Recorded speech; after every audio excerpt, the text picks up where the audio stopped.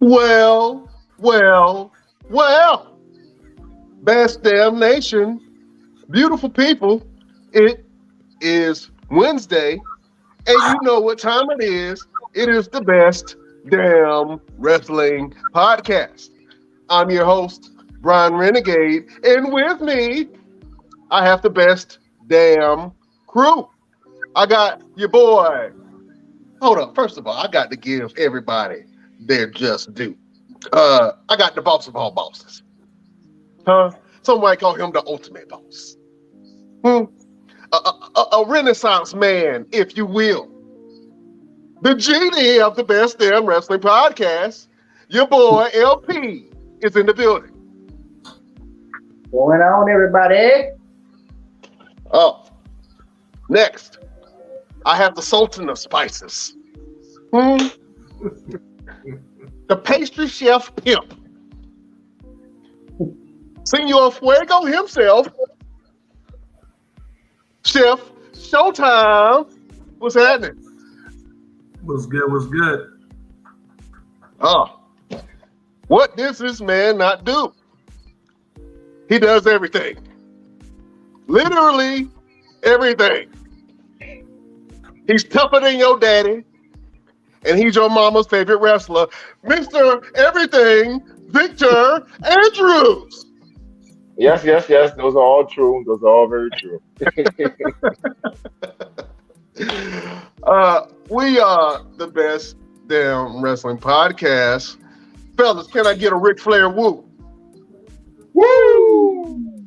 Yo, that was Ric Flair would be so disappointed in that woo. Well, I'm not from North Carolina originally, so Oh, you gotta put some respect on the great one's name, man. Ric Flair. Woo! Thank you for everyone for joining us. You could be anywhere in the world, but you ain't. You're right here watching your boys each and every Wednesday at 6 o'clock.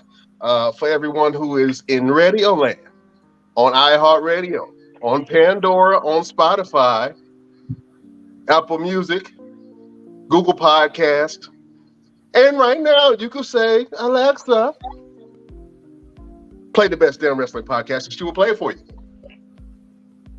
Had to make sure my Alexa was off. So you can join us on all of those platforms. And fellas, let me go around the board. Let me see how y'all doing. LP, what's been going on, pal? What's going on, man? Not much, man. Same old, man. Trying to stay busy out here. Trying to get a little bit of bread out here. A little bit of crumbs. All right. Chef, what's happening? Same old. You know, chilling, trying to take over the world. I know that's right. Mr. Everything, what's going on? nothing, man. I'm on the countdown. I got three weeks of school left, and I'm done. I'm gonna be finally done. I have my bachelor's in exercise science, so I'm excited. Oh man, congratulations on that. Oh, claps and taps all around, sir. Scholarly, if you will. Congratulations. What school are you attending? I don't want to say all that. Most people are proud. Yeah, most not. I'm at Shaw University, HBCU. Ooh, you're gonna have a lot of bears mad at you for that one. You're supposed to show some bear pride. Yeah. One of the many great HBCUs in North Carolina. I'm an Eagle myself. I went to North Carolina Central University, so I'm going to rep that always and all day. You know what I'm saying? But fellas, let's talk about the world of wrestling. And you know how we do it each and every Wednesday. We have to do my favorite subject and segment. It's Hot Topics. So, I want to go back a little bit to something that happened on a past Monday Night Raw. There was a match between Dana Brooke, who was the current 24/7 champion. And if anybody doesn't know what the 24/7 championship belt was, it was a how would you classify the 24/7 title? Would it be a celebrity? I guess a celebrity type belt. No. It's a legit belt. It is. It's the R2 Yeah. championship. Yes. There it is. The R-Truth Championship. I would call it an entertainment belt. You know what I'm saying? For sports entertainers and people who are in entertainment can receive this title. The only way that they can change hands is by pinfall, and literally you can pin anybody anywhere at any time. There were some people who made this belt very notable, and we just spoke on them a few minutes ago. R-Truth really made that belt. Whoa. Who else has brought enjoyment, pure childhood enjoyment? Whoa. Where did that belt come 24/7? from? Who? Where did that belt come from? That was the hardcore belt. Crash Holly, rest in peace. Crash Holly was the one who started that whole 24/7 thing. Let's not forget about Error. I'm not. We're talking about this era. We're talking about this I'm era not of the comparing. 24/7. Okay, all right. I'm sorry. Continue. I'm not comparing the 24/7 championship to the hardcore championship. Those are two completely different belts. But it's the same belt. They turned the hardcore belt into that belt. If I'm I not refuse mistaken. to believe that, sir. That is false news. I refuse to believe that. That is false news. The 24/7 title, I would say it's an entertainment belt.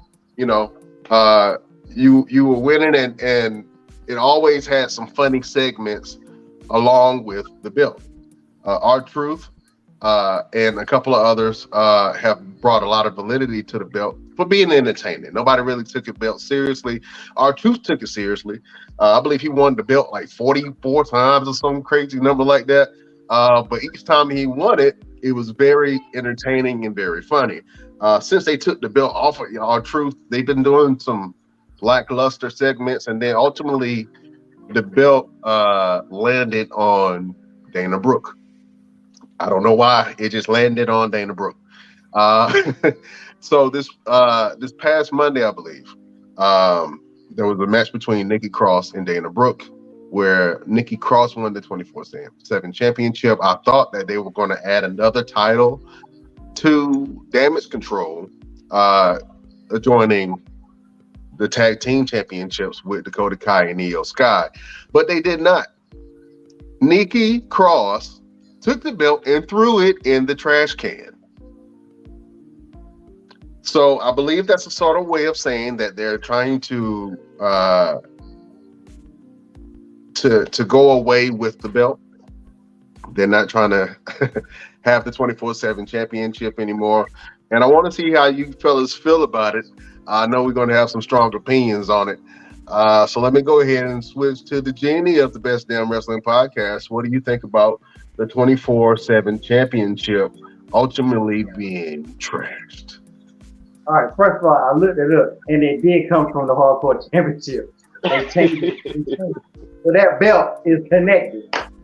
I mean, I really felt like if they're going to get rid of it, they should have got rid of it. Nikki Cross should have held on to it because she ain't going to get no belt no other kind of way. So I don't know why she should have. I know we said it's kind of like a celebrity belt, but it's also like a belt that some of the backstage wrestlers you don't ever see, will get a couple of, get some airtime, jump in and get the belt. You don't see them again or whatever. So I think it was entertaining, but R2 definitely made it more entertaining. But the whole thing was entertaining for what it was. They should definitely keep it on. I hope it comes back. Maybe they wait for R2 to bring it back. But they need something for the backstage wrestlers that don't get nothing going on. I agree with you on that standpoint. The belt really gave a lot of wrestlers something to do. Before then, everybody would be sitting in catering. So at least if you didn't have anything going on, if you didn't have any storylines, if you didn't have any segments, then you can chase for the 24/7 title no matter how degrading it may have been to some people and some former champions, they had something to do. They were on TV. They got seen some type of a way. Mr. Everything, let me ask you about that. What would you have done if you were given the 24/7 title? I personally would have been running the entire time. I think I would have chosen the R-Truth method of just hide and seek and making sure that I never lose the title. And if I did, I got it right back. But I gotta say, I'm really surprised by LP's comments because he was the main one that said WWE got too many belts. Got too many belts. Nobody knows what to do with anything. They're not doing anything with none of the belts. They got too many belts. Huh? I never had too many. I said they need to bring belts back. What are you talking about? You said they had too many belts, and now they get rid of one. You said, "Oh, they need to bring them back." And I think it's a way to give some of the guys that's in backstage that's not doing anything. It's an opportunity to show them, all right, we're gonna start giving you guys segments. Like instead of having you run around being silly, being goofy or whatever, we'll actually make you work. So let's see what happens. I got a question for you. Have you've been there before? Is it true that when you on screen, you get a certain amount of money, and if you're not on screen, you don't get no money, right? No, you still get paid. You get paid the moment you walk through that door. Okay, but you get more. You get more. Yeah, you get more money on screen. You get more money in ring. So that helps the guys get a little bit more money that okay. Yeah, absolutely. But a lot of times, most guys don't mind not being on screen because they can sit backstage and eat that great catering food. Chef, you need to get hired by WWE and go out there and cook for them and make some of that gumbo, all that. Oh man, Chef, what do you think about the 24/7 title, and do you think it should have been trashed? And if that's the case, what belt could they put in place to give other wrestlers something to go after? The 24/7 title, it was cool. R-Truth made it what it was. But to me, I think they should bring more titles back. You feel me? Bring way more titles back because it'll make more people want to fight, make more people want to do more things on camera. Because right now, you see the same people all day, every day.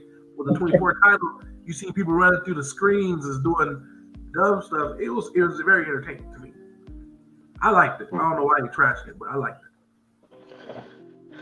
I liked it when in the right hands. I think when it was in R-Truth hands, you knew it was going to be funny. It was going to be something that was going to be entertaining. Drake Maverick had it for a small period of time, and he was doing some very funny things with his new wife at the time.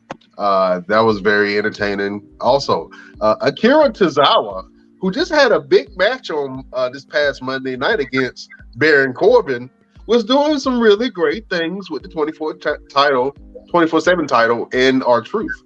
And I think the common thread to that was R-Truth. So I enjoyed that belt.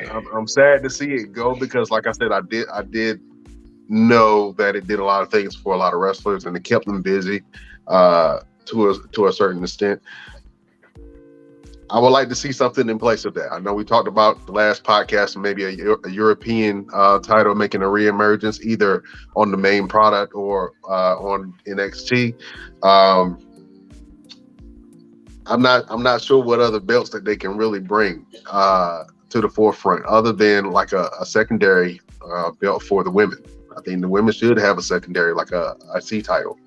I think that Dana Brooke was talking about possibly making the 24/7 title into that secondary belt for the women, which that would be interesting if you can change the meaning, but you would have to change the whole look of the belt and everything. You have to repackage it and then represent it, and you can still call it the 24/7 championship.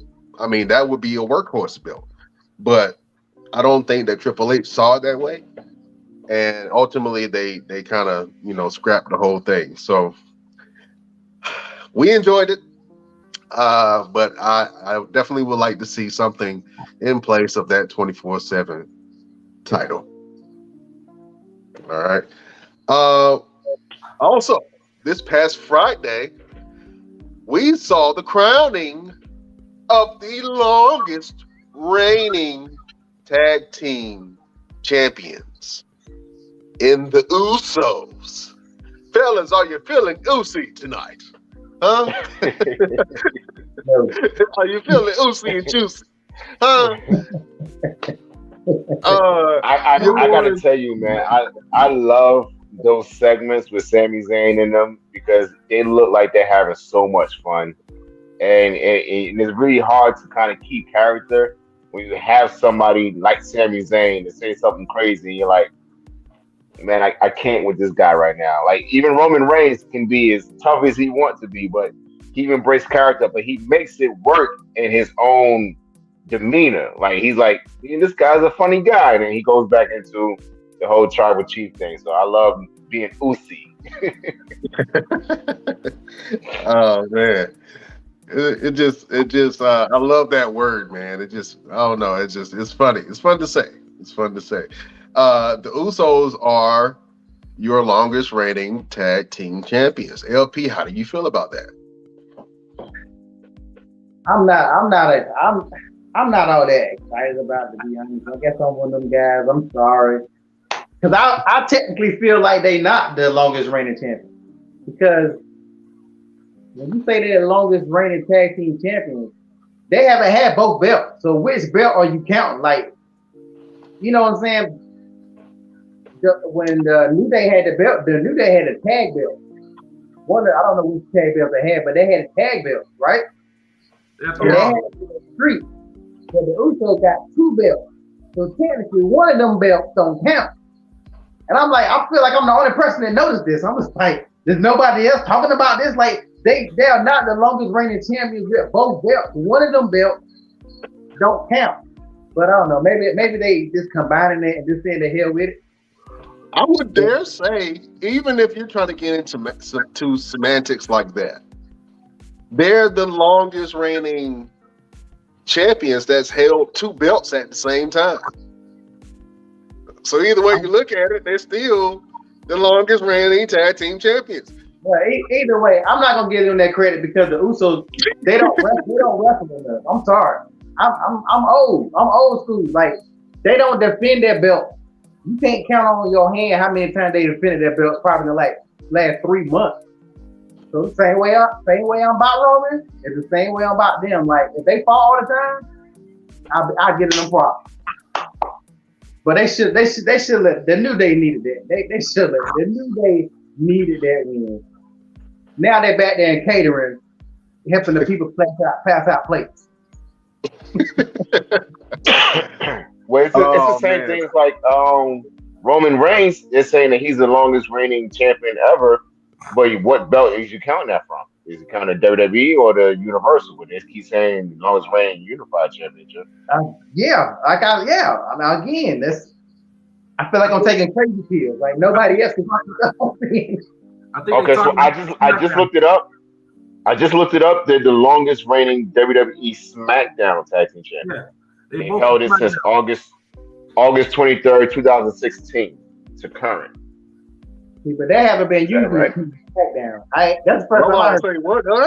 No, geez, they had it for a while since 2016. What Yeah, information are you getting that from? We got to check our sources. We got to check our sources. Oh, un momento, we got to check it. Hold up.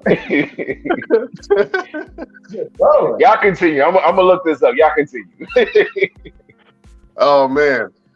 So I'm gonna go ahead and congratulate the Usos, man. They have been killing it, along with the Bloodline, for about a year. I've been enjoying all of the segments that they've had. I love the dynamic of Jay and Jimmy, who are the Uso brothers.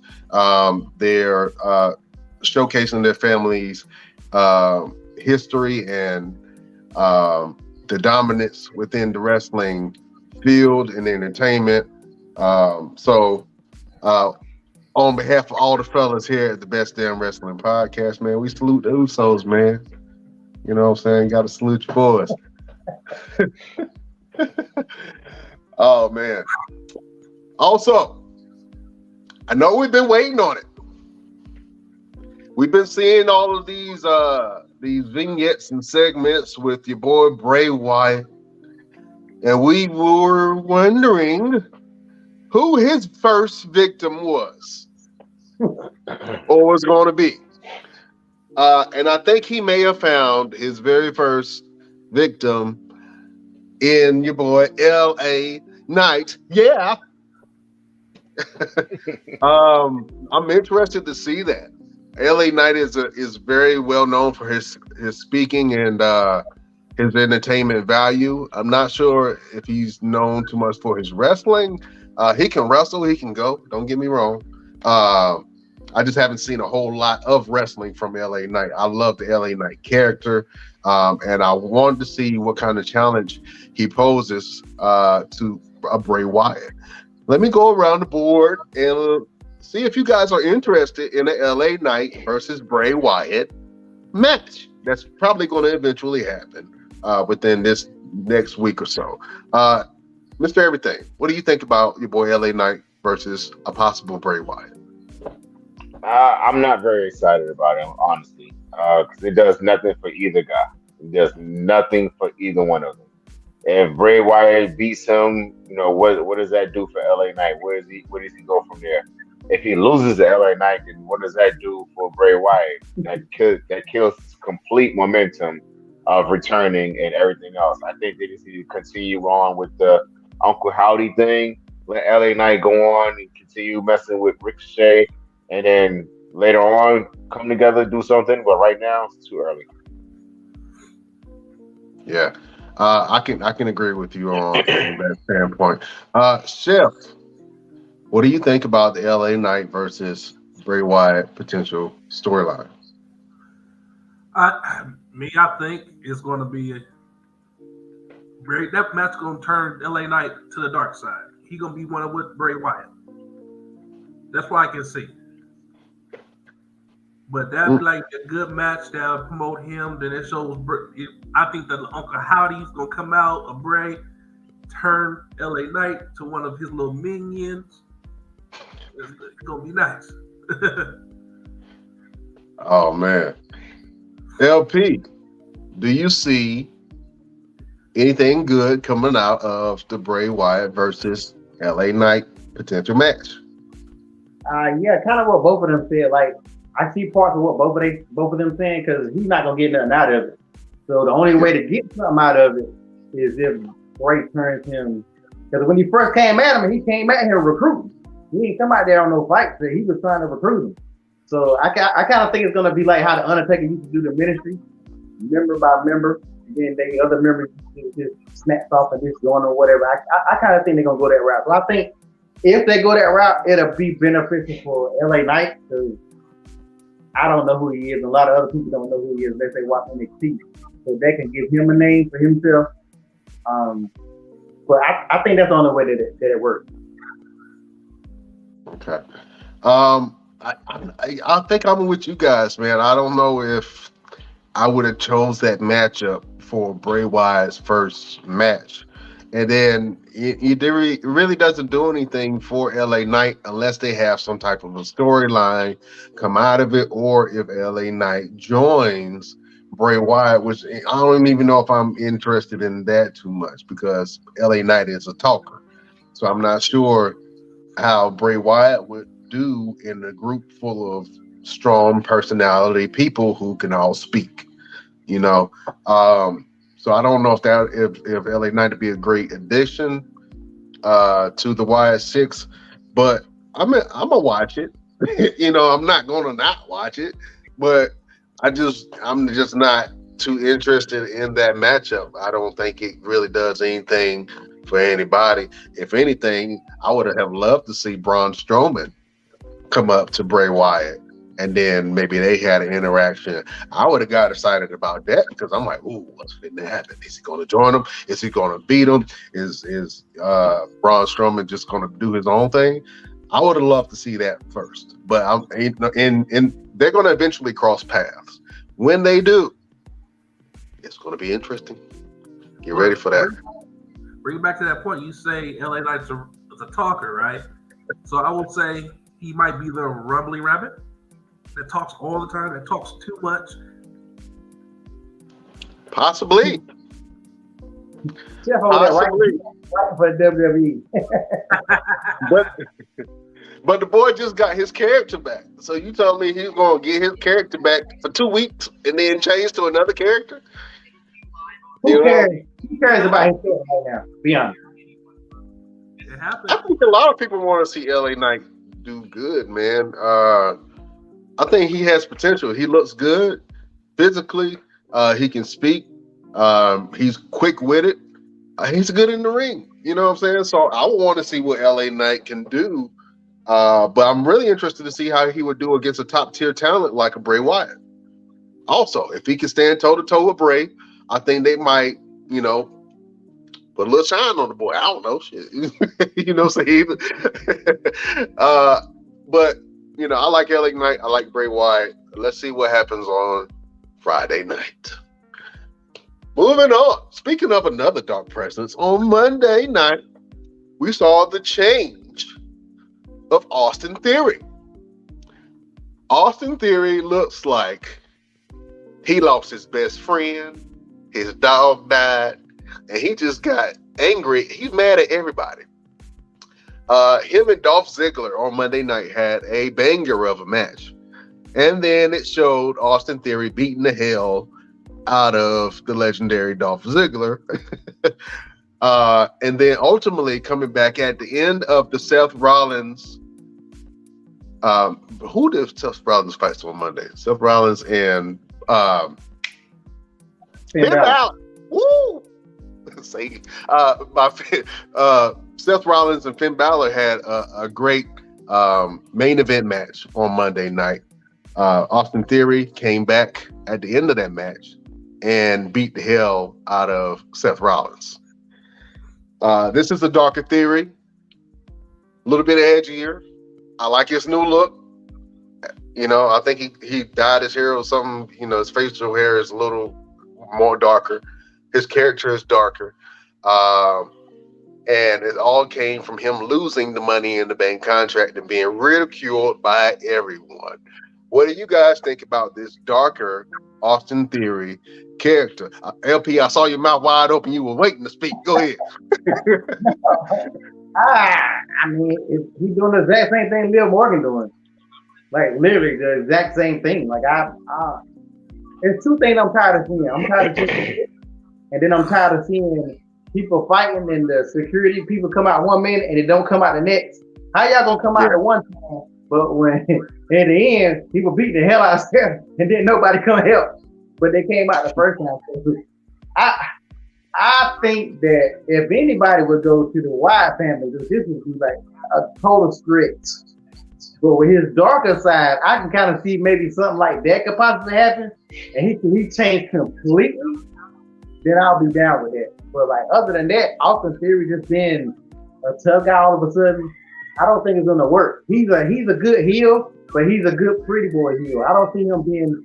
They gonna do him like they did Baron Corbin. When Baron Corbin started going through homeless and whatever that stupid storyline they had him doing. So I think unless they gonna have Austin join the Wyatt family, he need to stick with himself. I'm not really feeling this Liv Morgan turnaround. Why you keep calling Austin Theory Liv Morgan, man? That's Look at doing the exact same thing. They doing that exact. Look how Liv been acting. Now she all crazy, and now he all crazy. Yeah. Call Kevin Owens. I like the aggression that Austin Theory is showing. I think he really wants to show everybody that he's a top tier player, that he can really carry a show. I'm not sure how this is going to go. but it definitely leads to other areas. I still think he should have went down to NXT, but I mean, I guess he feels like he can be that main event player, and I think he should continue to try that. Switching gears a little bit, I want to go in the opposite direction, and I want to go to AEW.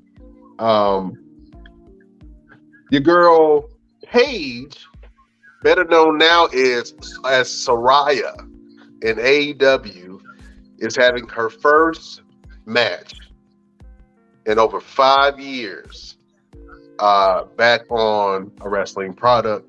She's facing Britt Baker, DMD, and an anticipated return back to the ring since breaking her neck.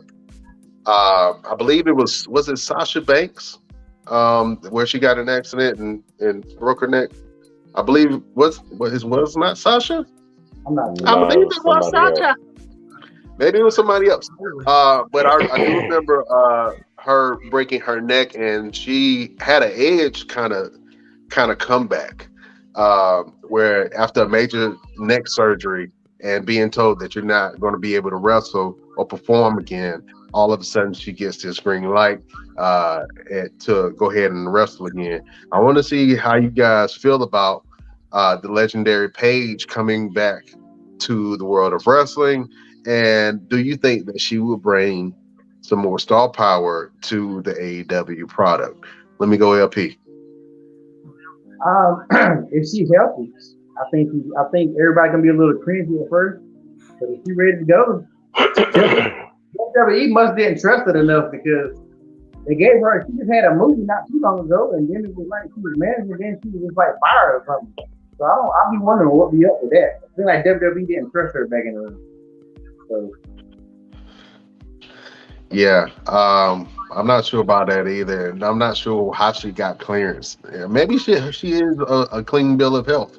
I don't think that WWE wanted to take that chance on her. Let me ask Jeff, what do you think about Saraya return to the ring? I'm a big Paige fan. I love it. I'm loving she's back in the ring.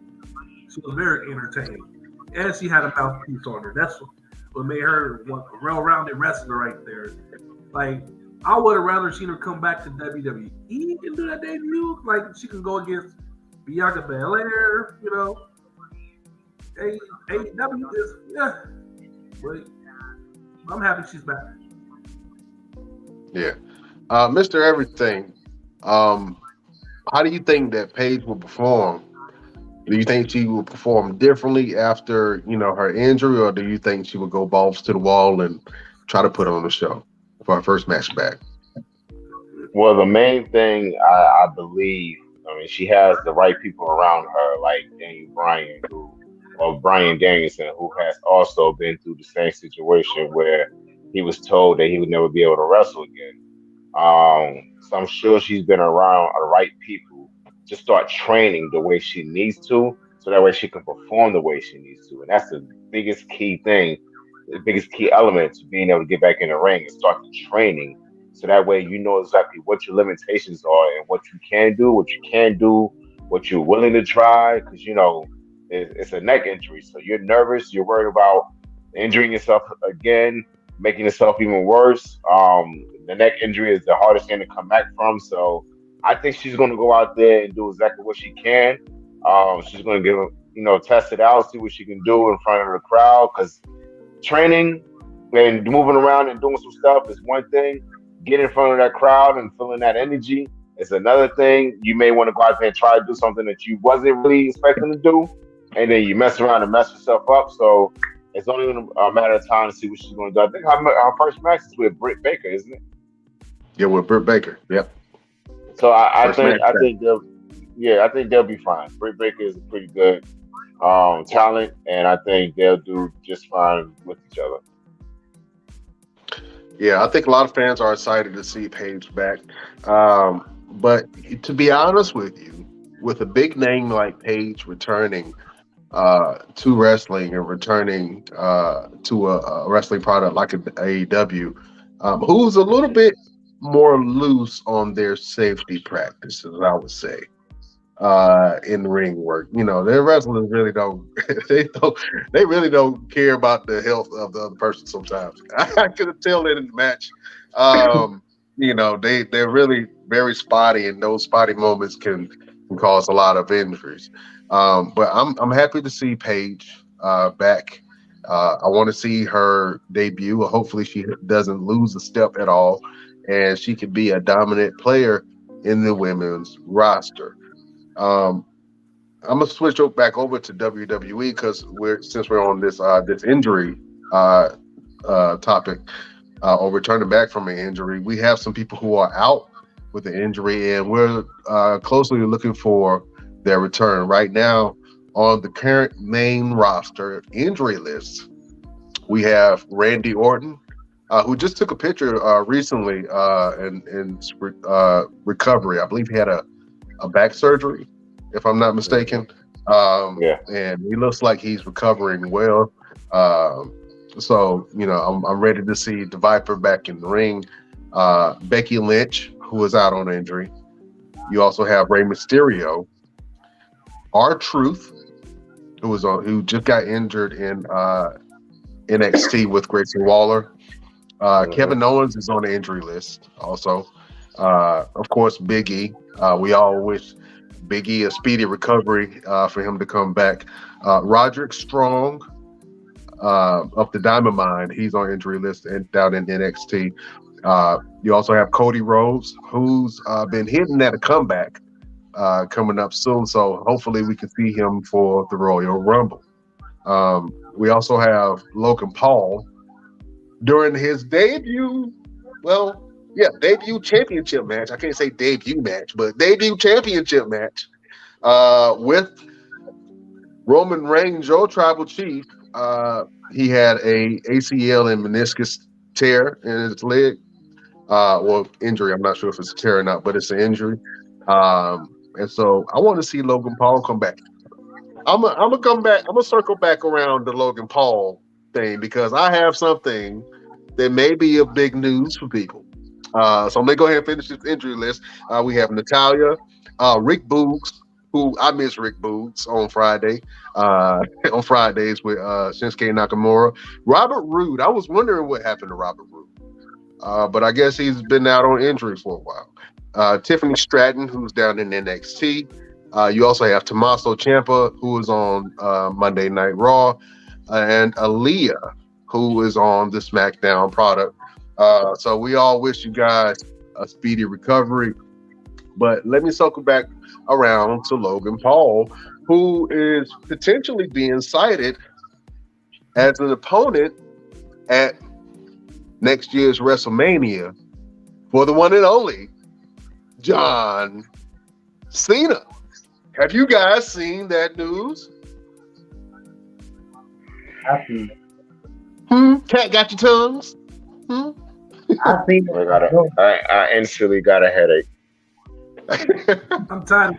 Oh man, why you hating on your boy? Huh? Why you hating on your boy? I you know what? I don't want to see it, but I know it's going to happen, and I'm gonna watch it. To be honest with you, what do you think about? What do you think about Logan Paul as a potential challenger against the great John Cena?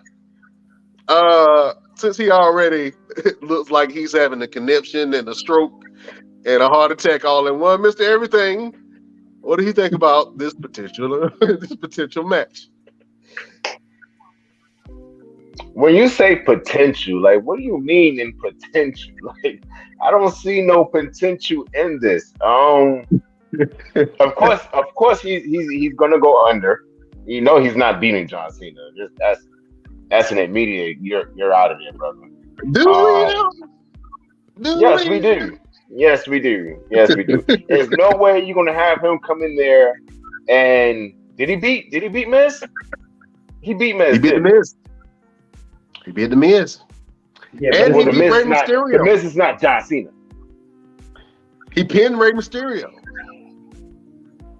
With his own daggone move too. Yeah, circle that back. was Circle back to me another show. Another show. That's sports that was show. that was kind of cold blooded.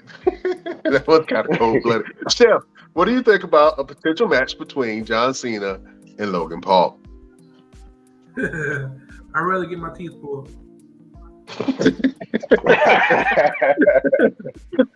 Where is the love, fellas? I'm Where tired is of the love? Logan Paul. Like Oh man, the match LP. with Roman Reigns shouldn't have been how it was at all. No. Man, Logan Paul is the money maker right now. Just making WWE more money. That's it. That's all. LP, can you be a light in a dark tunnel? What do you think about John Cena versus Logan Paul? Okay, first of all, let's not ever say that he's on the main roster. He's not he's a part-timer. He's not on the main roster. Get him off the injury list. Put him on the part-timer list.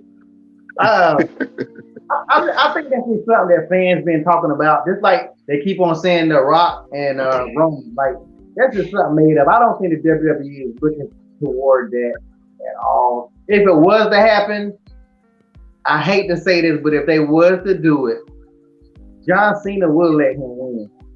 And I only say that because John Cena don't got nothing. John Cena lost the last time he came back, famous thing. Like, John Cena would do that to enable to push him higher. Because everybody knows John Cena was known to not give people chances. And ever since then, John Cena been trying to get rid of that, that title. Everybody know how he did the Nexus and everything. So he will let Logan Paul win. Like, they're not gonna have Logan Paul lose again. Like, but I don't think it's gonna happen. I think it's just fans putting it out there and speculating. But I don't think it's gonna happen. They're putting him out there as a potential person. I also could see. I can also see Austin Theory versus John Cena match. That would be an interesting match, even though probably a lot of people wouldn't show a lot of interest for that. But I think that'll be a great opponent for John Cena. Their styles will match up, and I think they can do some good storytelling together. But Logan Paul versus John Cena would be a big money match. Who was the last person John Cena wrestled? Roman Reigns. Yeah. So Which I saw them live. I saw Roman Reigns versus John Cena live. It was very interesting. But yeah, that was the last person that he faced. Pre-Roman Reigns, I'm not even sure who John Cena's last opponent was, to be honest with you. The Undertaker. Was it The Undertaker? That was back in 2016, maybe? Oh. No, that was like 2019. Was it? Okay. Yeah. He did good. He lost, right? Yeah. Undertaker choked him out. Yeah, I remember that.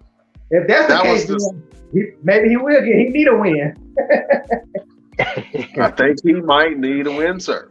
They bring him back. Then he probably like, I don't lost the last 2 times. I'm not losing this time, so let me take that back then. Yeah. Now we just mentioned your main man, Dwayne "The Rock" Johnson, and in our entertainment section, I want to do something a little bit different. This November, it's the first time that we've seen a DC universe and a Marvel universe being led by people of color that are breaking box office records. This past week, we saw Dwayne "The Rock" Johnson congratulate Wakanda Forever, the movie, for its opening day. And I could see a little healthy competition there. But for the top of the Marvel and DC cinematic universe are sitting people of color. That comes representation. A lot of black, brown, and yellow and green people and kids of all ages are looking up to these powerful figures that are otherwise being shown in a negative light in other spaces. But for the movie realm, this is really, really good. I want to see what you guys think about Dwayne "The Rock" Johnson playing Black Adam. Have you guys checked the movie out yet? And what do you think about Black Adam and Black Panther or Wakanda Forever showing more prominent people of color in a leading role? Let me go, LP. I mean, I haven't watched Black Adam yet. I was gonna watch it, but I'm waiting for it to come out on one of my little apps where I watch free movies. We do want to support piracy here at the Best Damn Wrestling Podcast. I'm a big Rock fan, but my thing was I wasn't in the rush to see Black Adam just because they took too long to do it. This movie been in production since 2009, so it's like it took them forever to get this movie done. But still, it was great to see. I'm a Black Adam fan, but the movie is more about The Rock being Black Adam than Black Adam being The Rock. But with Black Panther, that's you got black and you got Hispanics, and that's the main two races or the two cultures that they pretty much talking about in the movie. And it was a wonderful, wonderful, wonderful movie from beginning to end. Was it perfect? Now I had a couple little things. I'm a nerd, so it had a couple little things. I'm like, but it was a real great movie. It was an emotional movie, and it's for the culture. I mean, that movie is 100% for for us, like you said, in a good light. And it was good to see Black Adam, but they should have known that The Rock, Black Adam going against Black Panther. I'm glad The Rock congratulated him because Black Panther made this weekend what Black Adam has made since it's been out. So, there was never going to be no competition. It's Marvel and the DC. But it's still definitely good to see, probably in the top 5 movies right now. I know both of them are listed. If they're not 1 and 2, they should be between 1 and 3. But it's always good to see movies led by people of color, Black or Samoan. It's always a good thing to see. Oh man, Chef, have you had an opportunity to check out any of the movies, and what do you think about the representation of strong people of color who are in the leading roles? I think it's great, finally. But I watched Black Adam. I loved it. The Rock played that part to the T. If you like the comics of Black Adam, you're gonna like the movie. The Rock did that. But it was two. It was two people, and that and Black Adam was Black Adam. Then it was Hawkman. He's in it. That was something new to me. Usually they have a little white guy playing them, but they had a black dude playing Hawkman. It was nice.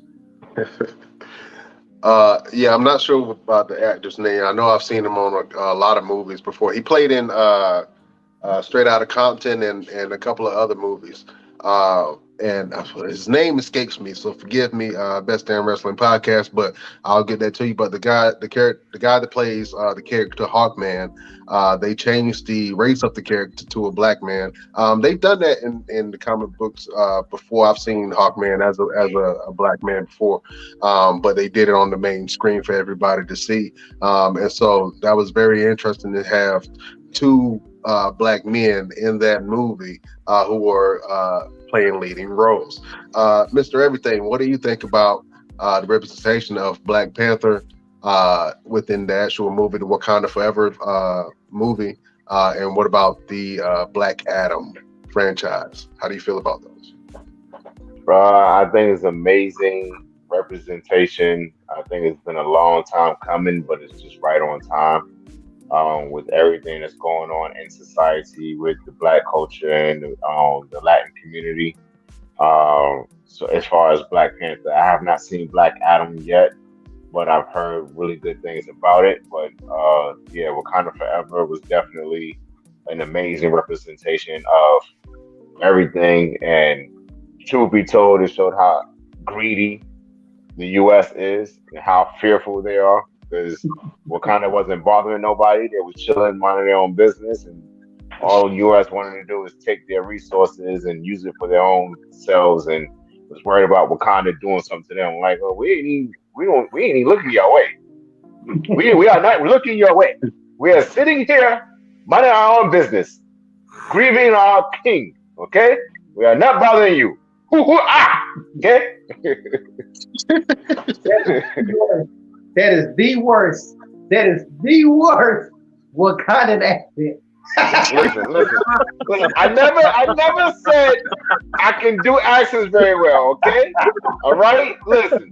Jamaican. That sound like Jamaican. Oh Okay, man. that's my Kofi Kingston style. Yeah, Hey, there it is. The old Kofi. I haven't seen Wakanda Forever yet. I've been sick the last past weekend, so I haven't had a chance to go and check it out. But I did watch Black Adam. I watched the movie Black Adam in 4DX.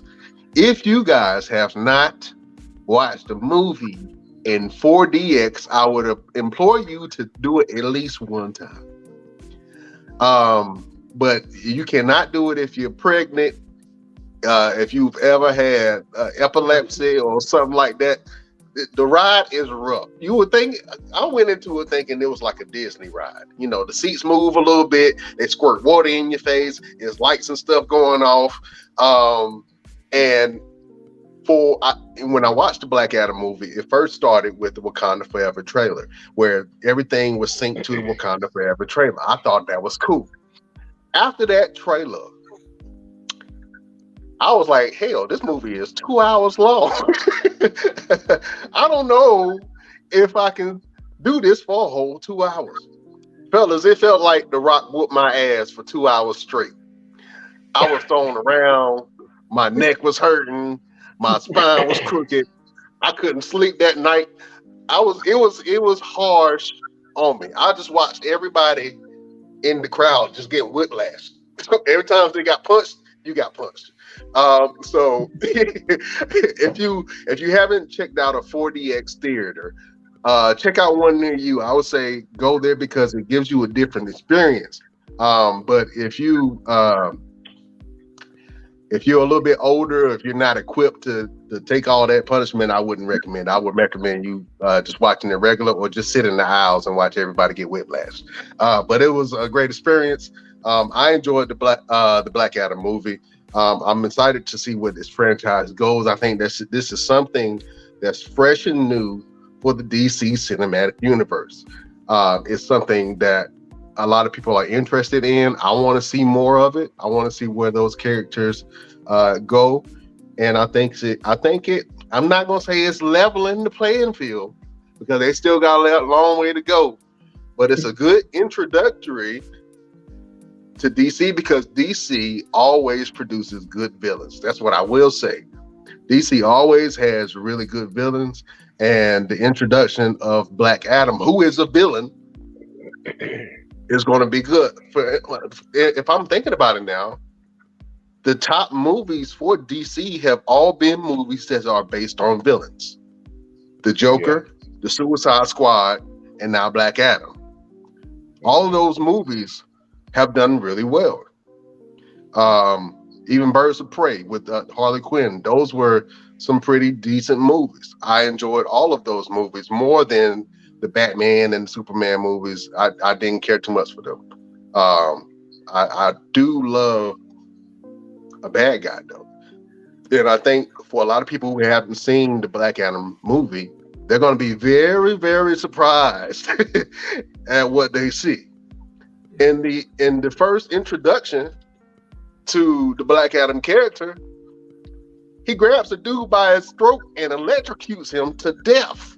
Yeah. I wasn't expecting that. I was not expecting that. So if you have not seen the Black Adam movie, or if you have not seen Wakanda Forever, I would implore you to go and check that out and support great content. So fellas, it's been a lot happening in wrestling, a lot going on, and we have to go to Mr. Everything and ask him, Mr. Everything,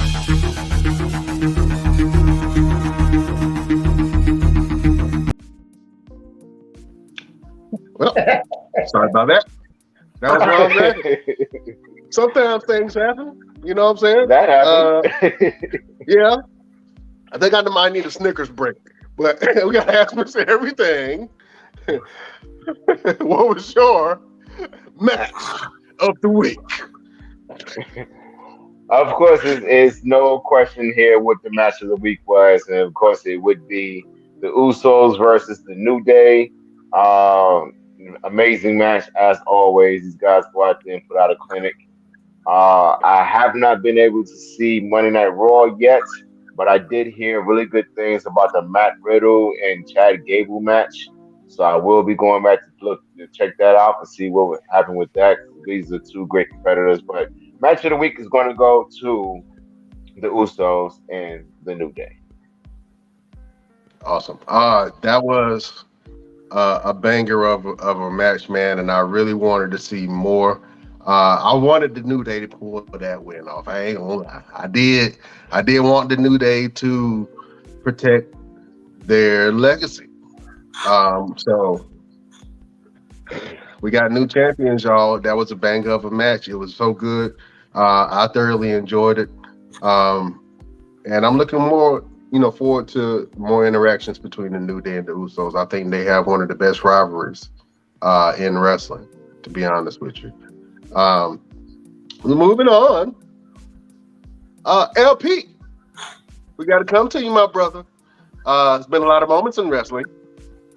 So we have to ask what LP's best damn moment is. All right, my best moment comes from Raw. At the end of the show, when I turned it off. Because that show was hard. that was the best moment of Raw. Raw was not looking good. It was trash from beginning to end for me. So if I got to give it to an actual match, or actually anything that happened, I give it to the best moment was from SmackDown at the end. Even though I'm kind of sick of Drew McIntyre showing up, but the fact that they kind of preluded what they're going to do at War Games, the boy showing up, jumping I still wanted to know what Roman was about to do. I don't know if they're going to ever go back to that. That was more important to me. But I guess if I got to give a good moment than anything, definitely not enough for Raw. Throw Raw in trash. But SmackDown, I got to give the best moment to when the boys at the very end of the the Drew coming out with the Brawling Brutes was a surprise for me, but Drew is a great fit for the Brawling Brutes. And if Drew needed to join any group of guys in any type of faction, I think it will be the Brawling Brutes. It just makes sense. He fits in. Sheamus is a great mouthpiece, but Drew is a greater mouthpiece. They really complement each other in a lot of ways. They've had some banger of some matches, man, where they tore the house down in every single competition that they faced each other. So I enjoy seeing they were tag team the Brawling Brutes. Was that? And they were tag team champions. Yeah. Former WWE champions, both of them former tag team champions together. I would love to see more from the Brawling Brutes and Drew McIntyre, and I think he should join the Brawling Brutes. Like I said, it just makes sense. And then Drew would have some backup. He would have some backup against the Bloodline. And anybody that's on SmackDown, if you do not have some eyes and ears, you are going to struggle. You are going to struggle. So I agree with you. That was a pretty great moment. I think an even better moment was when Sheamus came back after getting married. Yeah. Excuse me. I'm sorry. After getting beat down and written off TV, and then get married, and then coming back. He had a moment where he was, it was hype. The energy was there, and then he started talking on the microphone, and the microphone stopped working. And it took all the air out of the room, all the presence out of it. And Roman Reigns was like, "This guy can't be serious. You talking about you want to compete against me? You can't even get the mic to work." Oh, God. Great segment. great segment. And he was like, I don't need the mic to work. I can tell you up to your face. And they all rushed in the ring, and then everybody started fighting. Everybody hit somebody. So, it was a great moment to see Sheamus back, man. I was waiting for that. So War Games looks like it's shaping up, fellas, man. You know, in the women's division. We just saw Mia Yim join Bianca, Alexa, and Asuka against Damage Control, which has Bayley, Io Sky, Dakota Kai, Nikki Cross, and now Rhea Ripley. So we're waiting for to see who else is going to join Bianca and Alexa on their team. But the women are looking like they're shaping up. And then the men with the Brawling Brutes and Drew McIntyre versus the Bloodline, that look like that's going to be also a great match. So I'm looking forward to seeing that, fellas. I hope you guys are too. Ain't this a Bible game 505?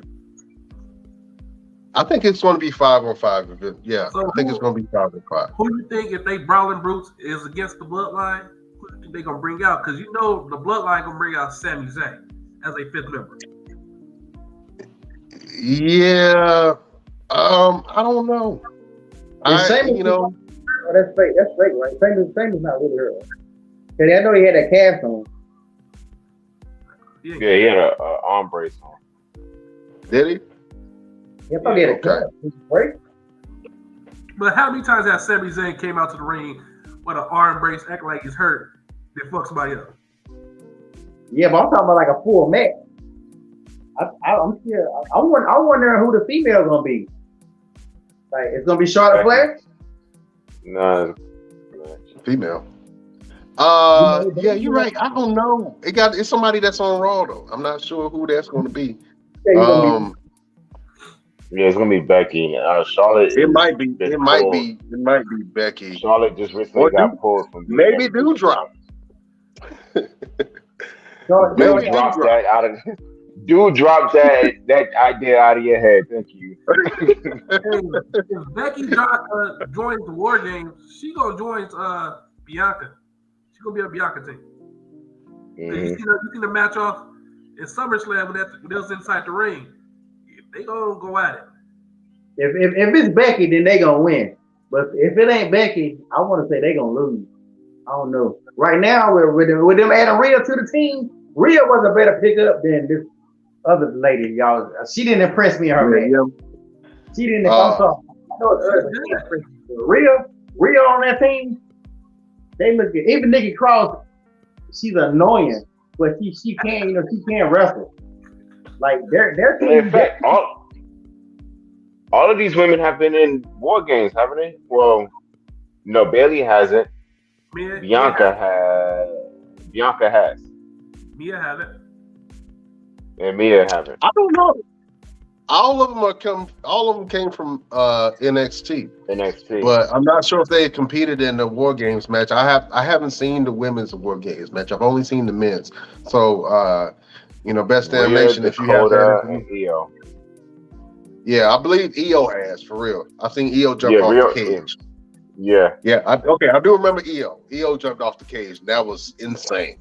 Dakota was in it because she turned on her team when she slammed the cage on the girl's arm. Dakota. I did see that match. See that match. I'm gonna have to go back and watch that, man. But that was a great match. I'm excited about War Games, man. It's a good fit for Survivor Series. That type of match is a really good fit for Survivor Series. Before they had SmackDown versus Raw, I think they're doing it a little different this time around. But I'm excited to see it, man. I know you fellas are too. All right. So this past week, we came to Mr. Everything. You're saying, Mr. Everything. We want to know the behind the scenes. We want to know how moves come together. We want to see how can you slam a man on his head and not crush his entire spine. So we had to come to the expert, and he has gracefully gave us insight to Mr. Everything's Academy of Wrestling. So before we show this clip, Mr. Everything, can you explain what the people are about to see? Yeah, so my trainer is C.W. Anderson. He's an ECW original. He's worked with WWE, WCW. He's been all over Japan.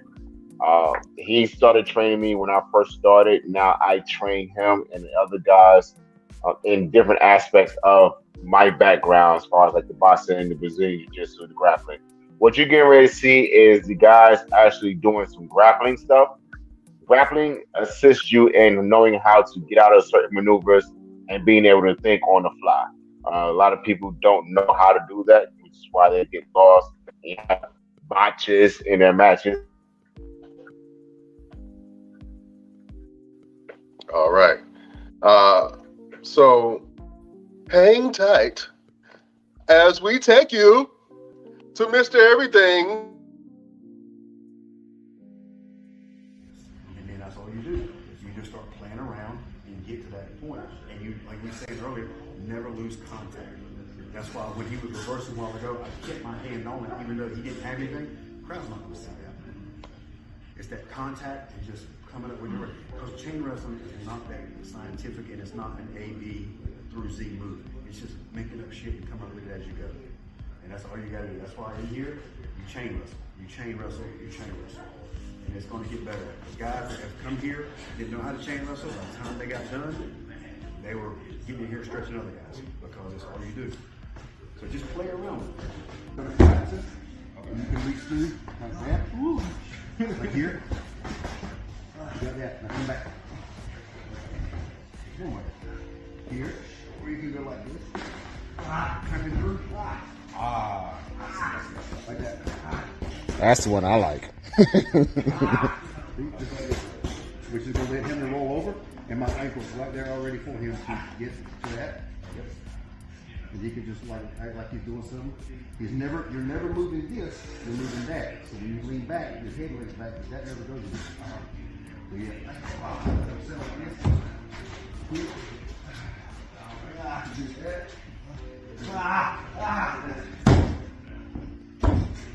Nothing.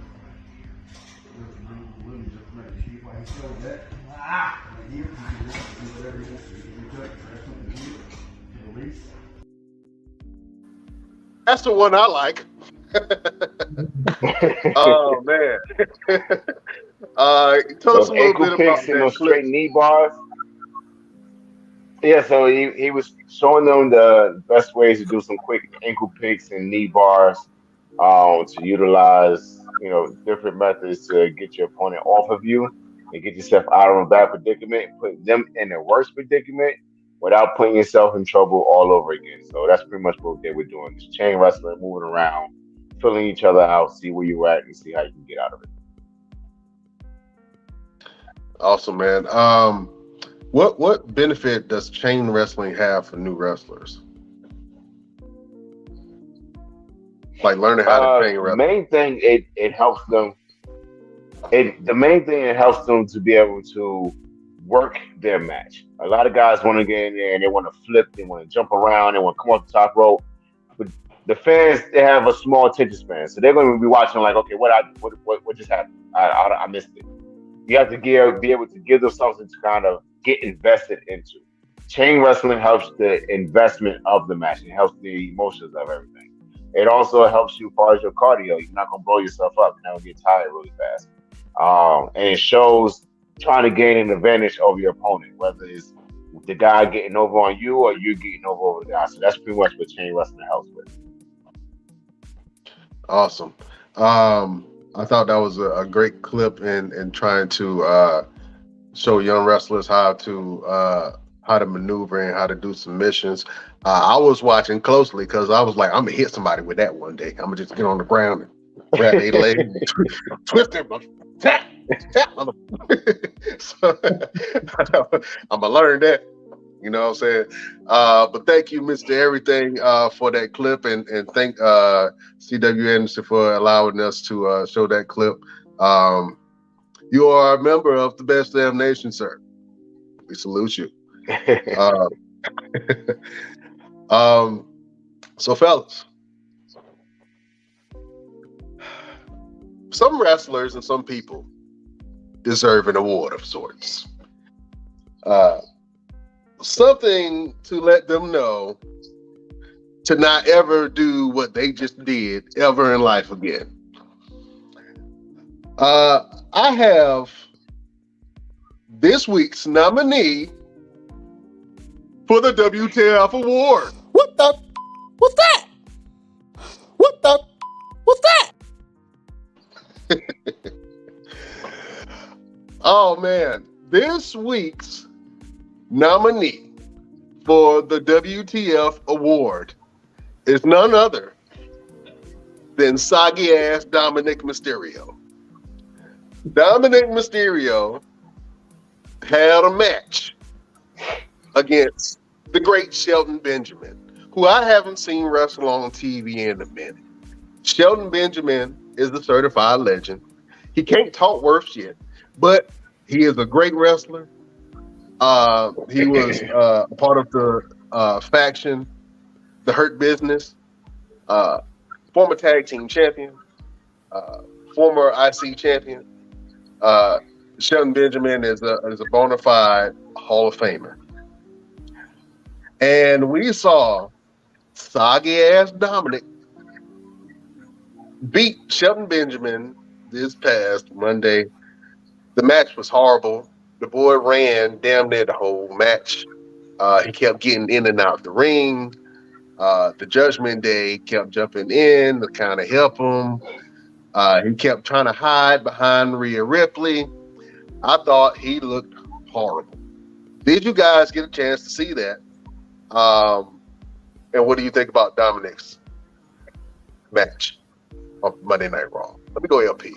See what you say. I actually didn't watch Raw live like I normally do. I watched it on Hulu, and I guess Hulu wasn't worthy of showing because it wasn't on Hulu. So I didn't know nothing about it. You ain't missed nothing. Yeah, I mean, nothing. Yeah. I hate that Shelton Benjamin is used as a jobber. He just lost to Austin Theory Monday before last. So I hate they doing him like that. But, Dominic is a bum. He needs to go. I don't know what they can do with that. Oh man, Chef, what do you think Soggy Dom needs to do, man, to make his character get strong? Quit.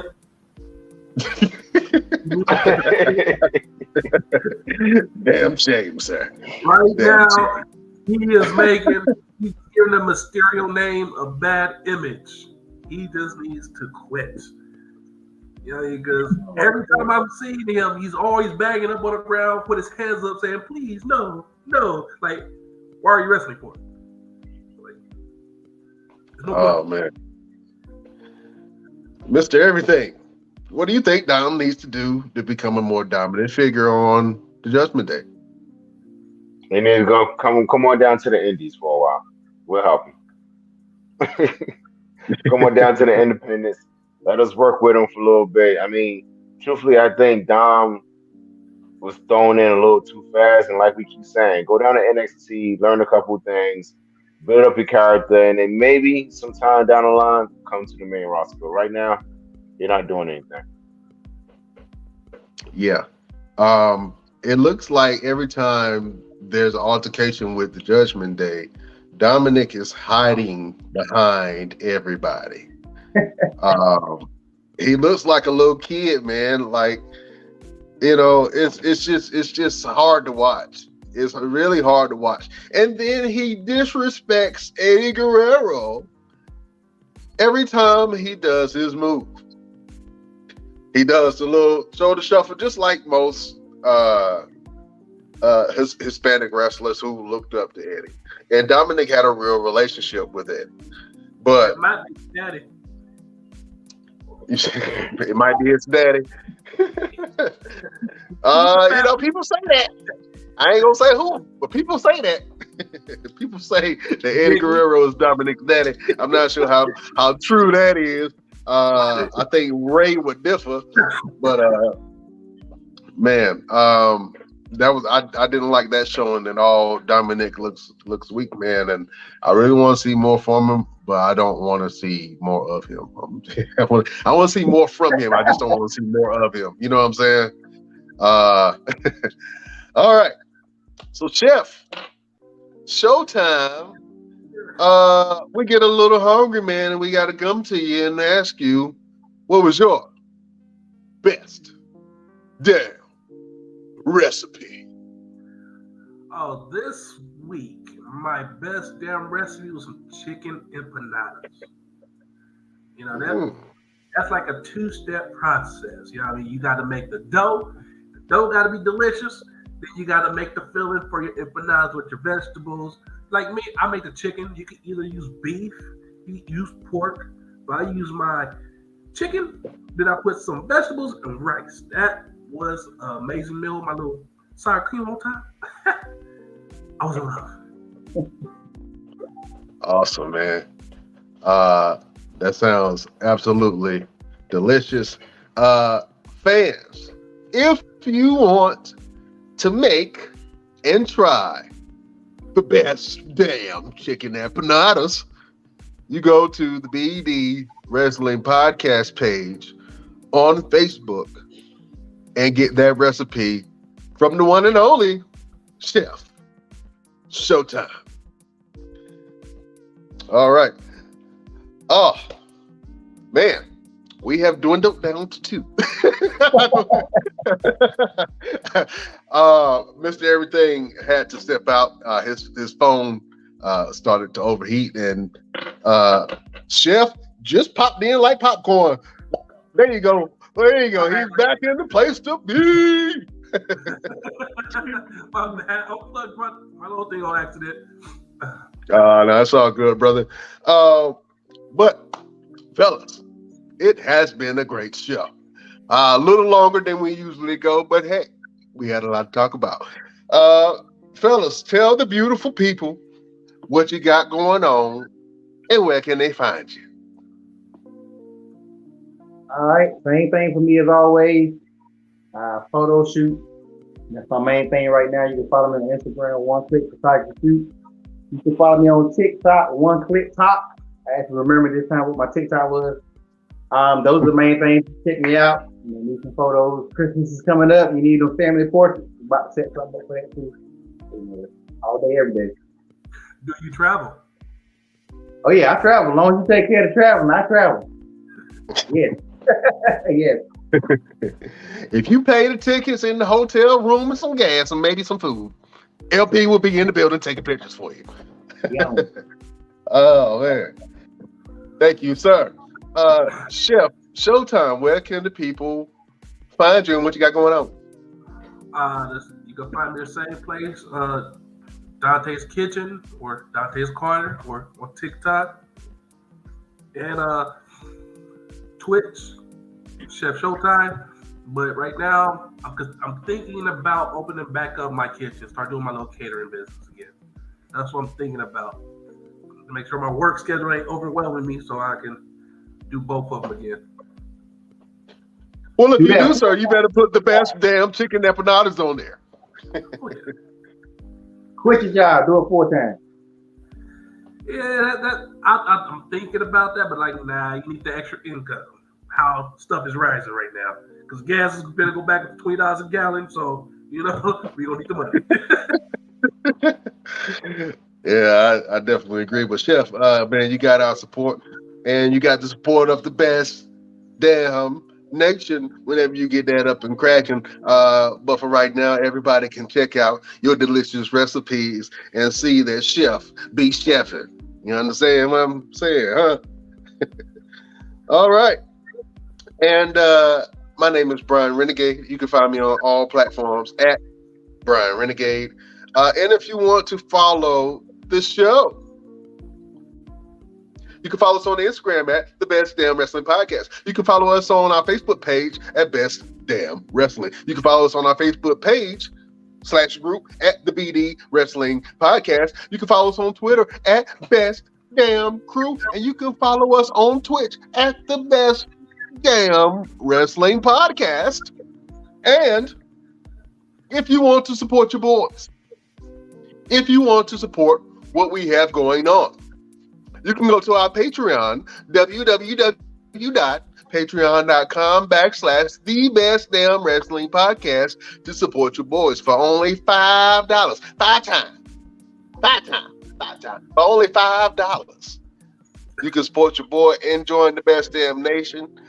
We have all kind of paraphernalia. We got socks, we got hoodies, we got hats, we got shirts, we got shoes, and we got condoms. Whatever you want, we got it at the Best Damn Wrestling Podcast. I lied about the condom part. I just thought that was funny. But anyway, join our Patreon. We're not going to be responsible for no best damn babies. You understand what I'm saying? But join our Patreon and support your boys in our growth. And you can also go to our website, www.thebestdamnwrestlingpodcast.live, LIVE, to also support your boys there. Fellas, beautiful people, and Best Damn Nation, thank you for joining us, and we will see you next time on the Best Damn Wrestling Podcast. Fellas, I'll see you next Wednesday. Beautiful people, a peace out.